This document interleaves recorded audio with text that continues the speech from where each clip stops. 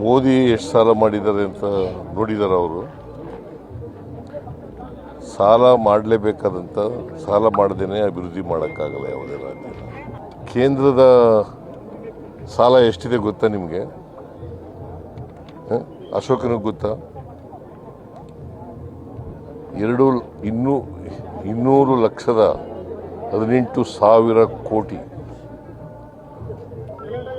218 ಲಕ್ಷ ಕೋಟಿ 218 ಲಕ್ಷ ಕೋಟಿ ಸಾಲ ಕೇಂದ್ರ.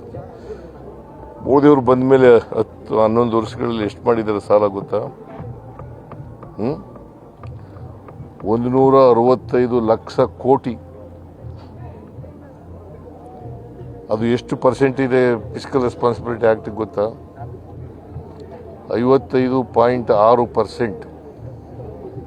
55.6%. ಆಮೇಲೆ ಫಿಸ್ಕಲ್ ಡಿಫಿಸಿಟ್ ಎಷ್ಟಿದೆ ಅಂತ ಗೊತ್ತಾ ದೇಶದ್ದು?